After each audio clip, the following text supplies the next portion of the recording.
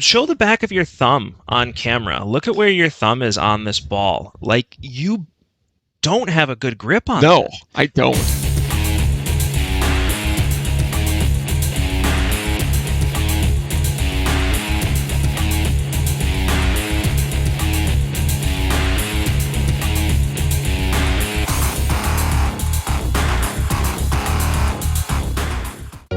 Welcome back to Sports Talk with Dad. My name is Kyle, and as always, I cannot call this Sports Talk with Dad without the man sitting next to me, the man who was involved in world history's first gambling ring, my dad, Tim. So ironic that you would actually mention that today. I thought it was a good segue going into big breaking news that came out yesterday about Calvin Ridley, who has been suspended for an entire year for betting on games in the NFL. Well, actually, I think that's a good thing because finally, we know where the line is in professional sports. We do, and that was always a question you and I had talked about. This is the first time anything like this has happened since the early 60s when Paul Hornung and Alex Karras, thank you, were suspended for an entire year for being greeters at casinos. For those of you that don't know, they were paid by casinos to just literally shake hands in front of the casino. And the then commissioner, I believe it was Pete Rozelle, banned them for a year for being involved with gambling. Right. That's been thrown out the window because between DraftKings and all the other fantasy football and all the betting that's going on, Major League Baseball and the NFL and the NBA are in bed with these guys. You have the Cubs talking about putting casinos in Wrigley Field, and it is a hard line, and this is very much a Pete Rose situation, right? He bet on the Falcons to win. Yeah. All of them were on the Falcons to win, but it's so easy with that mobile application to just put bets on the game. Look, I've been an anti-Pete Rose Hall of Fame guy for a long time. Doesn't belong in the Hall of Fame. He bet on his own team, but he bet on baseball, and nothing can destroy the integrity of a sport quicker than if one of your players starts betting on the game. Right. In the case of Rose, he was a manager at the time. Did he leave a pitcher in too long? Did he did he not put in a pinch hitter that could have won the game because of the money he had on? Right. In football, wide receiver just drops the ball. Magically. Because he had to hit the number. Well, and nobody's saying he did that, right? There's more investigation coming up. We don't know anything about that, but that's got to sit in your mind if you have money on the game. Now it's $1,500. And for to him, those it's guys, nothing. yeah. But it's a start, and it's a dangerous start. Look at the referee Dunleavy from the NBA, right? His was simply getting to know people. And if you haven't watched that documentary, watch it. It's very interesting, but it shows that trickle-down effect to where this leads to more and more and more. Well, and I think of Boston College. I think it was Boston College or one of the Arizona schools where some bookies got a hold of a couple players. Yep. And then all of a sudden the games are being thrown very subtly. Nobody knew it until the investigation was done later. But it is insidious how quickly it can take over. And once that's taken over, your sport is basically, it's like watching professional wrestling at that point. You don't know if it's legit or not. Right. This is a second big gambling thing we've heard in sports over the last couple of years. Tennis had a big falling out for the lower ranked players. It's a dangerous thing to get into, and the more betting becomes prevalent, especially in the United States, I got to imagine the more of this you're going to see. I'm hoping that it's not. I hope this is a wake-up call for the NFL and for Major League Baseball. You can't promote gambling and have casinos in your arenas or at your parks with one breath, and on the other side, you're telling the players you can't participate.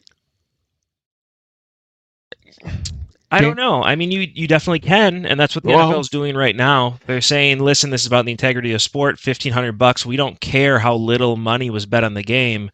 It's a whole year. Which is the right line to draw, and it's a harsh penalty, and they had to put a harsh penalty. But again, the owners are doing one thing, and they're telling the players to do a complete other thing. Right. Personally, I think there should be a brick wall between gambling and the sports we watch. If gambling takes place, but it's not, the leagues aren't involved in it in any way, shape, or form, fine. Well, and think about it. The casinos have to be nervous about this now, too, because if players are doing this on their own without anybody knowing, I mean, this can all be incognito with the way phones work, and bets can be placed across state lines now, where these players can take it upon themselves to make all this money without the casinos knowing. It's going to hurt them as well. But the casinos are running a big risk here, because if it does become prevalent and they don't even know about it, they're going to lose a fortune, because there's going to have to be a hammer that comes down hard to end all relationship with the gambling and go back to the way it was before, where, go to Vegas and you make your bets.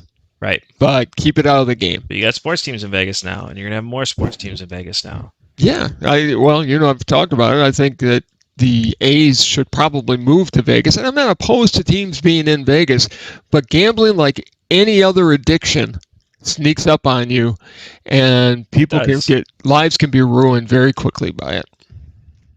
It can. I mean, again, look at Dunleavy. If you haven't seen the documentary on him, definitely watch it, because he got in really deep. Yes, he was. To the point where families were being threatened. And at that point, people are going to be people. And I mean, if somebody puts a hit on my family's life for gambling, you better believe that I'm going to make that decision to make a call at the end of the game. I'm not going to let my family get hurt. Well, and it's just with any of them, it's just like, well, I need to get this one big score to get myself out of trouble, and then I'll be done.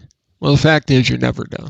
Right. And it's a slippery slope that we're heading down with this, and I think the NFL made the right move. I mean, just the whole year gone. I think they could have been even harsher and made it a 2-year. I would have been really harsh on him. You don't want to ruin his career completely, but I think a 2-year suspension I would have been fine with it. I'm glad they made it a year, so it's not just a slap on the wrist. Right. But I would have been fine if it would have been 2 years to go, okay, we are not having this. Right. It's interesting, because especially when you hear Floyd Mayweather, with who did he fight, Jake Paul or Logan Paul? I think he fought Logan Paul. It was known that he put a bet before the fight. Sure. He bet on it that he would go down in the 7th round, and guess what? It was over in the 7th round. It was done. That wasn't the Logan Paul. That one went the distance. I'm thinking of the Conor McGregor fight. He laid down Conor McGregor in the 7th round. He was late to the fight because he was putting a bet on the fight, but because it's an exhibition, it's okay. Right. Other people have money on the line and have already bet. Well, and you'll never know if McGregor was involved and took a little side on it. Of course, you just won't know. Well, look at Bobby Riggs back in the early 40s in tennis. Bobby Riggs of the Billie Jean King, Bobby Riggs tennis match fame. He went to Wimbledon and put a bet on himself to win the doubles, mixed doubles, and singles. Right. He won them all. Well, and that's where the line is different to a point, because it's an individual sport and you're betting on yourself. But at the same point, I'm in the finals. Hey, dude, I'll give you a little cut of this if you take off a couple of points because of the big hit. It's a slippery slope we've been waiting to see come down. And it's here now. Sports, and all of a sudden we're faced with it. Not a lot of money. I don't think Calvin really has a gambling problem by any means. I think he was bored in a hotel room, and it's too easy to make a couple bets. And he's like, whatever, I'm going to bet on the Falcons to win. It's not going to change the way that I play. I would bet he didn't even know that he, in the back of his mind, he didn't even know, well, look, what's the big deal? It's my own team. Right. They aren't going to care. We're in bed with gambling anyways. What will they care? It's only $1,500. I'm not going to change the way I play. This isn't like fantasy football or anything. This is just me going out there, playing even harder to win the game. Exactly. I was just going to say he probably played harder trying to win, but it's a slippery slope.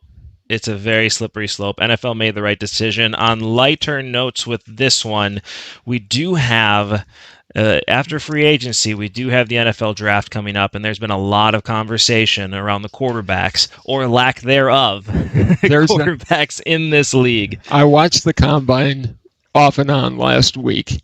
Some really great passes were made. Yeah. 2 quarterbacks came out and really shined. Yes. Kelly Pickett from Pittsburgh. Kenny Pickett. Kenny Pickett, sorry. Well, then don't let me screw up Willis's first name. Malik. Thank you, Malik Willis, who, it was interesting. To be fair, by the way, he didn't just randomly mess up the name. He's been doing it all week because he compares him to Jim Kelly. And so it's been Kelly Pickett all week long. It has. So I'm sorry, Kenny. It's Kenny Pickett. But so you made me lose my train of thought. Willis, he was actually talked about because of his character and what a great kid he is, and what he's very off the charts intelligent, football smart, but also off the field smart. So his draft stock went up just because of his attitude and because of the little things he does.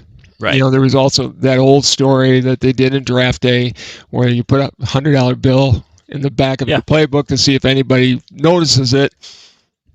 Heard a story that somebody dropped a cup, and I don't know if it was Willis or if it was just a story in general, but it was like he went back and picked it up.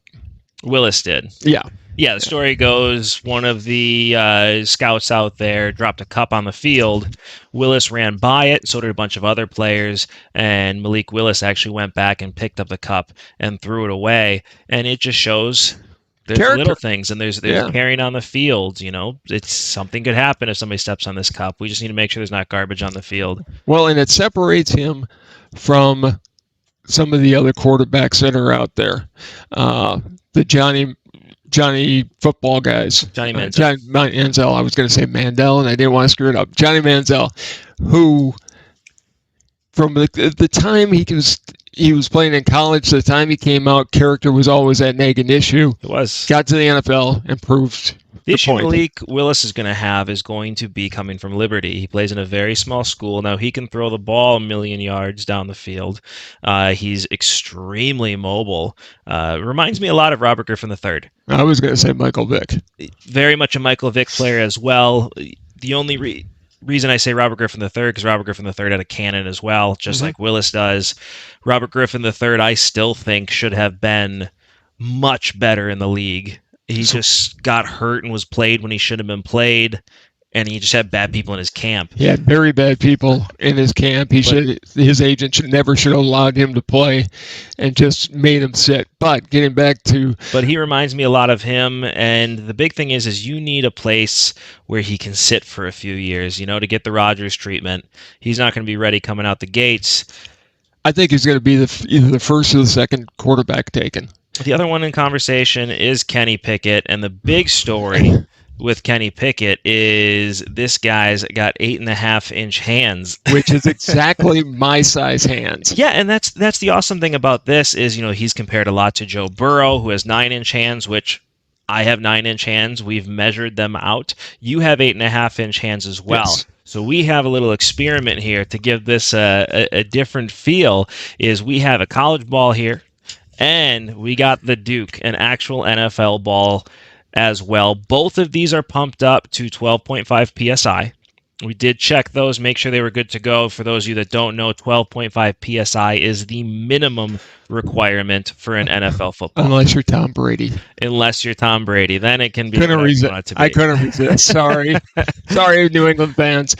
But as you can see, the college ball is smaller. It's about an inch smaller in the circumference.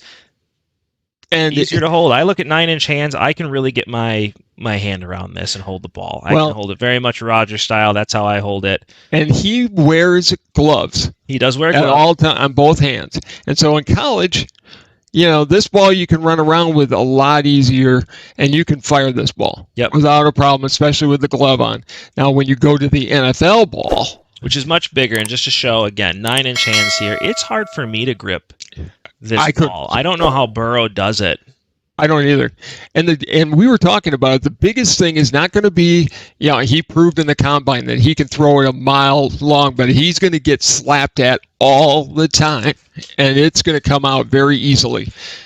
Like you and I were talking about before, if I'm a defender, all I'm focusing on is hitting that ball. There's no way if that ball gets slapped, he's going to hold on to it. Well, and they made a big deal. He is double jointed. What does that mean? It doesn't change the fact that you can't get your hand around the ball. It means it's an excuse they're going to use to try to build up his draft value. I have no idea how he is going to be running away from defensive linemen. And as you said, they're going to be slapping at this all the time. And it's going to come out. No. Kenny Pickett had 26 fumbles throughout his college career, which he played a lot. But he played 40 games. It's about one a game. Yeah. One every other game. One every other game. You get in the NFL, you better be running plays to keep away from the defenders, because if anybody gets near him, that ball, if he gets in a scramble and he's holding it down, that ball is going to be out. You better have a left tackle that can protect his blind side like nobody else, because that ball is going to be slapped at, and he's going to have a lot of fumbles. So for me, I'm passing on Pickett, even though he's got talent. He's from Pittsburgh. There were people talking about him going to the Steelers maybe. I just think that it's going to be a risk. If it's me, Malik Willis is my first pick. Right. Show the back of your thumb on camera. Look at where your thumb is on this ball. Like, you don't have a good grip on it. No, I don't. Now, with the glove, you can throw that ball. You've shown that. But in Pittsburgh, I've played with gloves in the cold. It's been a long time, and the technology is definitely better. But I've played with gloves in the cold and in the rain, and I've taken those gloves off because I don't have as good of a grip on the ball. And look, glove technology has come miles. Better in the rain. I think that'll be okay. He'll be okay with that. But what I'm questioning is when it gets cold. That's when I'm going to really see, okay, if it's a Packers game, or if, say, he's playing in Pittsburgh and you've got that below zero wind chill, that's going to be hard to hold on to that ball and make those throws. They better have a good running game. And Big Ben's worn a glove ever since he broke his finger, and he's played in cold weather. But again, I'm with you. I just couldn't draft somebody with hands that size. It would have been hard for me to pull the trigger on Joe Burrow with the hands that he has. Obviously, I'm a huge Joe Burrow fan, as you can see behind me. I can see from 9-inch hands where you can get around on the ball and hold on to it. But again, somebody slaps at my hand. I mean, I'm holding this thing, or trying to hold it without a glove right now, and I'm squeezing it with everything I've got, and it's going to come right out. And granted, younger guy, much more nimble, he's probably going to hold it better. But the fact is, I've got the same size hand, and it's hard to hold this football. Listen, he could have the grip of Hercules. You just showed your thumb doesn't wrap around that entire ball. It doesn't matter how strong your grip is. You can be Zeus himself. Somebody comes around and pulls at that ball, it's coming out. Right. I think he's going to have, in his first season where he's playing all the time, I can see him having 10 to 12 fumbles. Now, my draft strategy has always been different. I don't believe in drafting quarterbacks, especially in the top 10 picks, unless you have a line that is set and a team that is ready to go. If I'm the GM here, I'm focusing on building my team elsewhere. Now, they have some other players in the back end of the draft as they fall. Carson Strong, I would definitely look at drafting him in the second round. They have a kid from Brown, Eli, I forget his last name. I'll have to look it up, but he's obviously very smart playing at Brown and somebody that has the size. Carson Strong I like a lot. He's 6'3", has the good size hands, very much built like a Ben Roethlisberger. I think there's going to be 5 quarterbacks. I don't think this is, if I'm a team, I'm not making this call. I don't think there'll be any quarterbacks in the first 10, but I think there'll be 5 from 11 through 32. In the first round? In the first round. You see it every single year. People are quarterback crazy. You had 1 year where only one quarterback was drafted in the first round. It shouldn't have been. It was E.J. Manuel to the Buffalo Bills, and it was definitely a reach. Mm-hmm. Here's the draft order. I did put the draft order together here because you mentioned that before to me, where you're saying 5 quarterbacks are going to go in the first round. Who's drafting a quarterback? I can see Washington drafting a quarterback. I can absolutely see Cleveland drafting a quarterback. The Steelers. I can see Jordan Love, if Aaron Rodgers signs, Jordan Love is gone, so we're going to have to get somebody back. Kyler Murray is unknown in Arizona, so they may need to grab somebody. Houston, Buffalo is set. Baltimore is set, but I can see the Lions maybe, because I've heard, I don't know why the people are saying this. They're saying, well, they aren't happy with Jared Goff. He did great last year, but they're saying they've got to draft somebody. Lions fans always want to see a quarterback, and the fact of the matter is Jared Goff is a very serviceable quarterback. He will be your quarterback this next year with that cap hit. If you can renegotiate his contract, that guy's a top 32 quarterback. How many? Okay, that's saying he's one of the. Yeah, he's a top 32 quarterback. He's one of the starting quarterbacks in the NFL. Right. How many quarterbacks have the Lions ran with that weren't top 32 quarterbacks? How many quarterbacks have they drafted that were not top 32 quarterbacks? If I'm the Lions and I can draft a Malik Willis in the middle of the draft, if I can get him with a 32nd pick. He'll be gone long before them. But if they make a move to get up into the 11 through 15 range to grab him, I stick with Jared Goff. I think Jared Goff's top 15 quarterback, honestly. Jared Goff is a really good quarterback, and he's going to be their quarterback. But to your point, this would give Willis a chance to sit behind him for a year or two before he's being asked to step in. Then he would. I still don't make that pick. You have other holes to fill. Be smart with your draft picks and build the team around somebody. You've already lost. They're going to go 7 wins next year, which is awesome. You already lost a salmon bet, which was great, by the way. Yeah, you're welcome. That was good. And if you want to do the same bet, you're going to lose again. But feel free. You think the Lions are going to draft? No, I think there's going to be 5 quarterbacks taken from 11 to 32. Who's taking a quarterback in the first round? I just gave you a list. Yeah, Washington may be taking one, but I don't see why they would. The Broncos are at number 9. The Broncos aren't. Yeah, they may trade back. Rodgers falls, but they may trade back. The Browns are going to take one. I think the Browns are going to take quarterback. I don't think they're real happy with Baker Mayfield. I wouldn't be too happy with him either, but he's been hurt. New Orleans, Philadelphia. I could see Pittsburgh, the Raiders. I could see the Arizona, Tampa Bay for sure is going to grab one. Arizona's got Kyler Murray. You think he, with all the things that are up in the air about him, he may go and play baseball. What? When? Yeah, it's another conversation we'll talk about. But I can see it happening. Baseball's not happening this year, man. He's kind of stuck. Again, you're wrong there too. Baseball will happen. It'll probably be June 1st. Miami's could possibly draft one. They're coming with Tua again. You got the Giants. They're not going to draft one with number 5. They're going to roll with Daniel Jones one more time. I don't think anybody in the top 10 is drafting a quarterback, and I said that. I could see Washington drafting one. Philadelphia's got 2 picks. It depends what they feel about Jalen Hurts with the new coaching staff. I don't think they draft a quarterback there. They have other needs. You have Cleveland.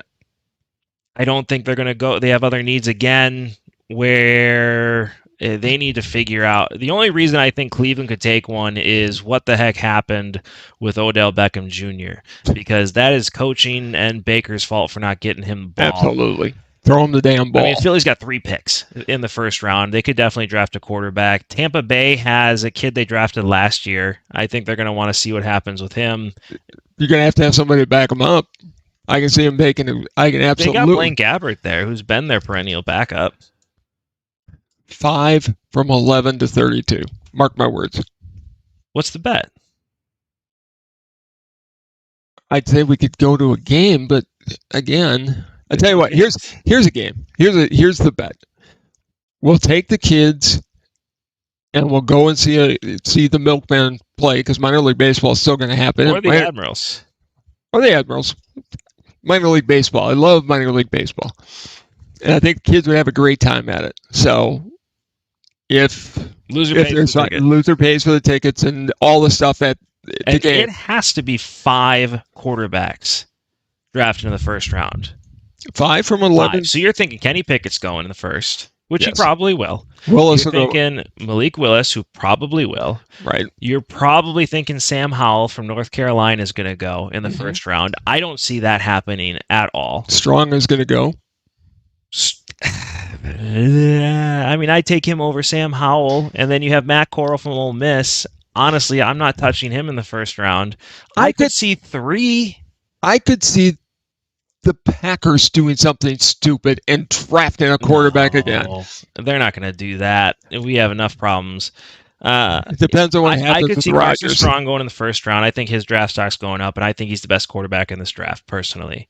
I could see Malik Willis going in the first round. I could definitely see Washington drafting Willis with number 11 pick. Pickett's going to go. I could see Pickett going to Philly or New Orleans. Or Pittsburgh. To me, Pickett reminds me a lot of Taysom Hill. I just don't. We'll do a whole draft thing a little bit closer to the draft, but for now, 5 are going to be taken because owners and teams can't help themselves. Baseball tickets on the line. I just don't see it. I don't. I can see 3 tops going. I don't see 5. But speaking of quarterbacks, there is some reports coming out. And again, we said last week, we could say it this time, by the time we post this video, maybe the Rodgers situation is figured out. People are getting mad that we keep talking about Rodgers. Listen, everybody's talking about Aaron Rodgers. Yes, we're from Wisconsin. Yes, we're Packers fans. That's not why we're talking about Aaron Rodgers. Everybody's talking about Rodgers. He's the first domino to fall. None of this draft stuff makes a difference until Aaron Rodgers gets figured out. I will say it again. Here's my thing on Rodgers. He's always said he wants to change the way football does business. So I could see the Packers making an offer where his salary is going to be based on a percentage of the cap. And you and I have been talking about it, which makes sense. Now, the one thing that I think could really happen, that never will, the owners will never allow it, but the one thing Major League Soccer does is they have one player that doesn't count against your cap space. You can pay him whatever you want. We've talked about this for years. I think it would be so smart of football to do it. You pick one, but it could be a running back. It could be a Lawrence Taylor type or Reggie White type. It could be your quarterback. It could be anybody, but they're off the books. The cap. They're off the books. The reason Major League Soccer did that was because they wanted to get some European players to play in the U.S. So the Galaxy obviously has done it with a couple of different people. Sure. And money talks to get people there. But I don't necessarily see that happening. I do see the percentage of the cap really being a big play. Because Rodgers isn't going to take less, not because I think he wants more, but because he doesn't want to hurt anybody else going I think there's going to be negotiations. And part of it is, yes, he wants to make money of anybody else. There's already been a guaranteed contracts, so I don't think that's going to be what happens. I do think it would be a percentage. And if they do that, I think you're going to see 3 contracts announced at the same time. Rodgers, Adams, and Randall Cobb. Correct. And Jair Alexander's being worked with right now as well. It'll all happen. Now, this is what's interesting. So I did some research on the cap. I am not a capologist by any means, but I get how it works.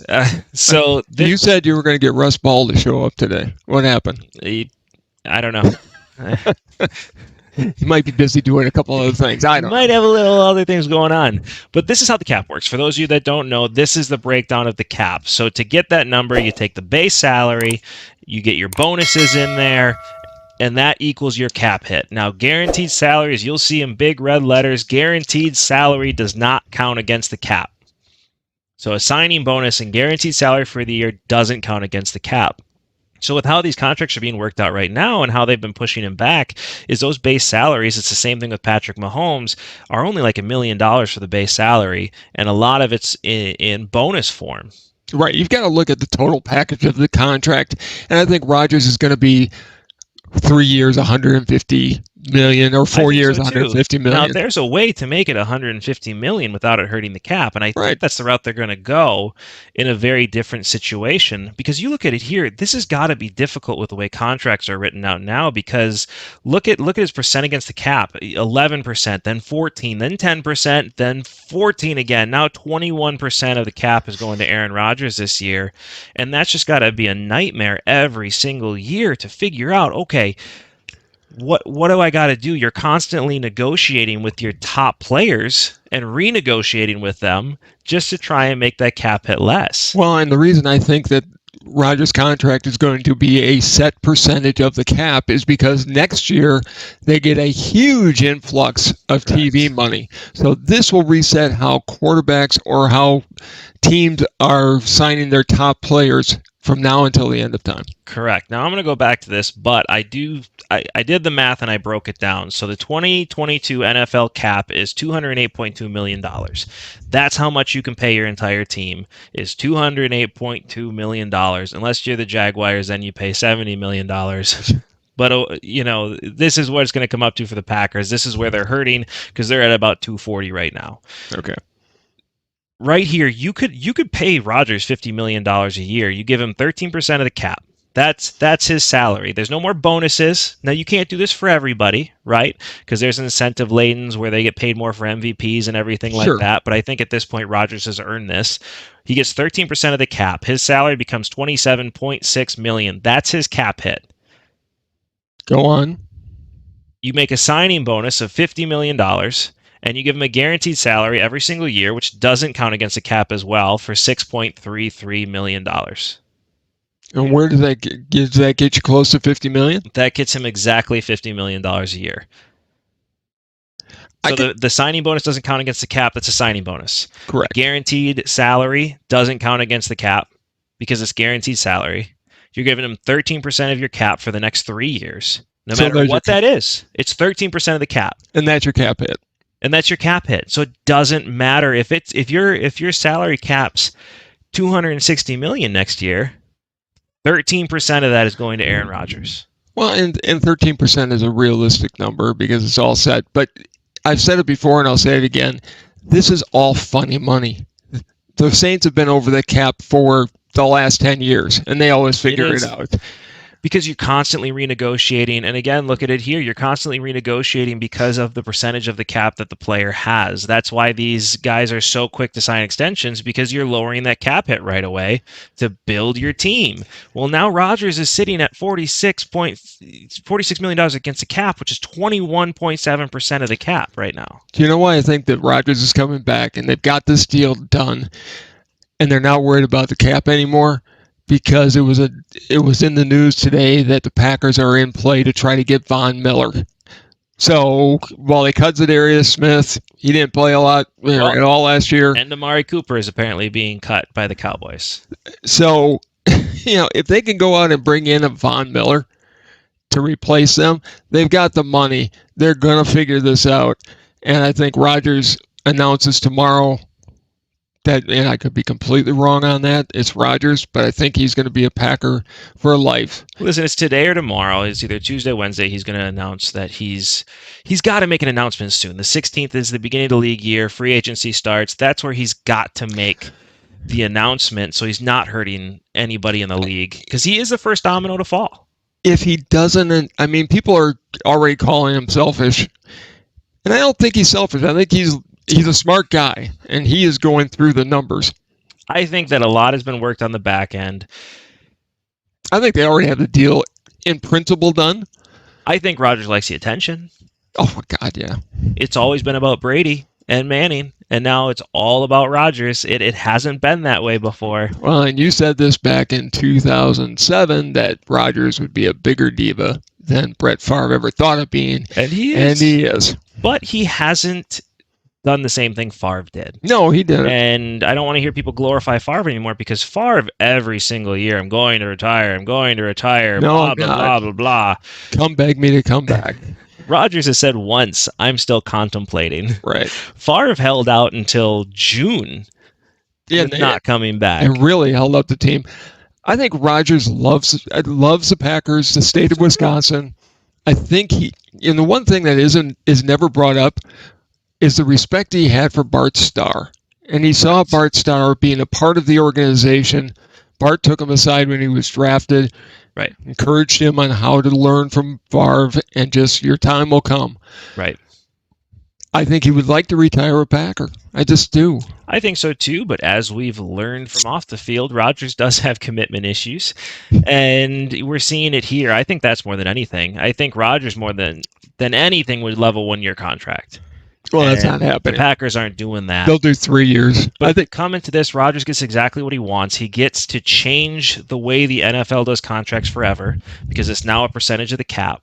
And I think this helps teams going forward. I do too. Because you're right. They're never going to do what we suggest, where you have a special pot of money for just your star player. No. But this way, it still gives them some stability and some set cap numbers. Right. They'll know what it's going to be. It doesn't matter what that goes up to. It's 13% is going to a player, and that also helps the players as well work harder because you're going to want to make this more electric. Could this backfire on some people?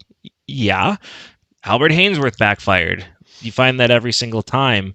Jamarcus Russell backfired in a huge way. That was Rodgers always seems to have the need to have a chip on his shoulder for him to play his best, which he certainly has had the last couple of years. Listen, this is a chip on your shoulder right here. You want to change the NFL forever. Here's how the contract's being written out, but you now need to perform. But don't you think that the Packers are willing to sign a 3-year deal? Yeah. And I mean, they'll take him for 4 or 5, but I think if they go 3-year and then give him his out and he can go wherever, or he retires, or whatever he wants to do. Well, and think about how you can trade now, right? If it's 13% against the cap, that's what the teams are taking on is 13% of their cap. It doesn't make a difference. The money's done now. We already know what that money is. I think this is what's going to happen. Now, if it's going to be 13% or 10% or 20%, I don't know on that side. I hope it's not 20%. Is fair. I think 20% is the issue right now, right? The cap hit is 21% of the package. It's too high. 13% I think is fair for your star player. And again, I think it helps the NFL as a whole. These players are going to work harder, and this makes it easier for these GMs and cap specialists to make it work. Yes, and I even think 15% is a workable number. Much more than that, you get into some trouble. But imagine the room the Packers will have. Like this, you can't automatically go to 15%. You just can't. I get that in the negotiation side.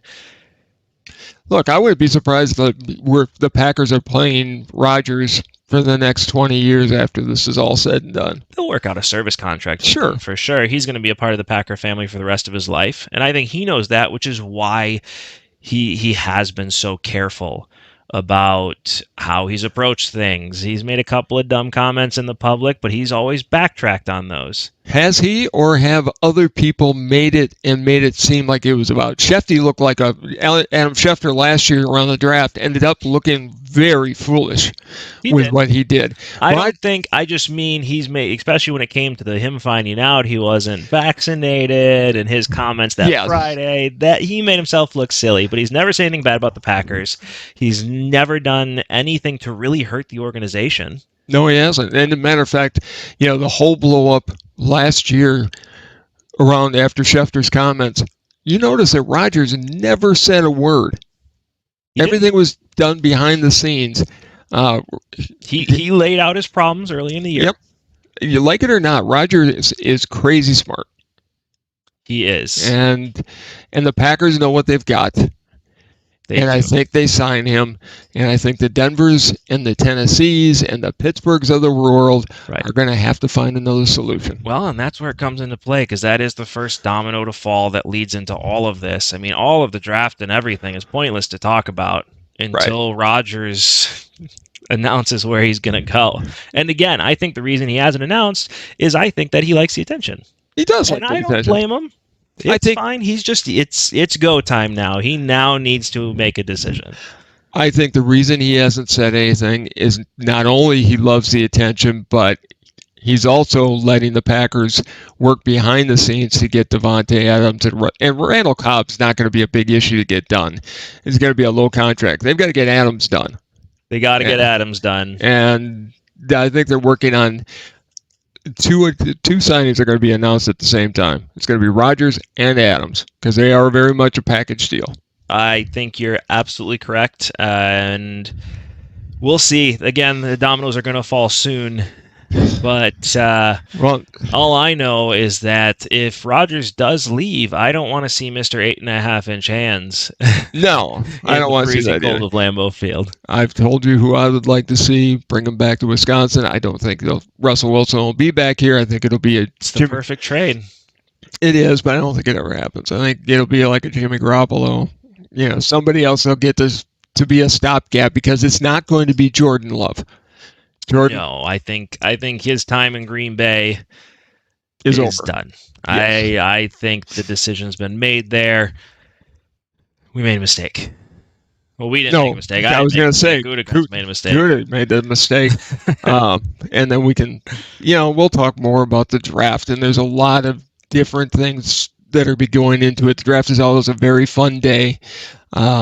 Personally, I'd love to see, the one thing with the Packers, and this will be the one time we're going to be Packer-centric. So Rodgers is over with. Everybody talked about Rodgers as not being Packer-centric, but the Packers never draft from the University of Wisconsin, or very rarely do. Right. They didn't draft T.J. Watt, so they lost a Hall of Famer there. Right. And they're not going to draft Jake Ferguson, the tight end from Wisconsin. No, because he'll be gone in the top 4 picks. I don't think he'll be a top 4, but I think he'll be gone long before then. But that type of a player is who they need to draft. And I'm just hoping to make the right picks this season. So You done being a homer? I'm done being a homer. I am. We can talk about the Cowboys now if you want to. They haven't.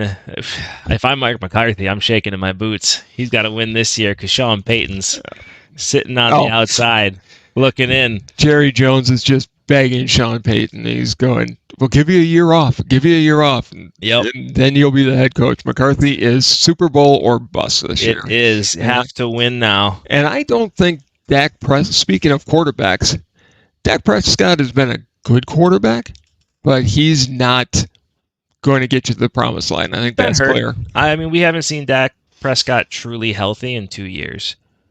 Right. And that plays a big part into it. And you're not going to see him healthy this year, I don't think. Right? We'll see what happens. Could be wrong. We got an interesting NFL season. We got a lot more to talk about next week. We do post every single Tuesday and Thursday, so please make sure to follow right here. And the opposite way, I've been so good. Right here, like, subscribe, hit that little notification bell so you get notified every time we do drop a video, and you get to enjoy these as much as we enjoy making them. Before we head out, any last words? I want people to comment on how many quarterbacks they think are going to go in the first round this year. I agree. Please comment below and let us know, and tell him he is a fool to think that 5 quarterbacks have gone in the draft like twice. 5 times. No, I'm saying 5 quarterbacks will go in the first round. That's not even on a year when there's great quarterbacks. 5 quarterbacks don't go in the first round. They can't help themselves anymore. They're looking for that shiny brass ring that's going to be the savior, and they'll draft one that shouldn't be in there. I look forward to the free game. That's all I can say. But thank you so much for watching, and hold on, we're not done yet. And now we're done. Thank you so much for watching. This has been Sports Talk with Dad. Bye, everybody.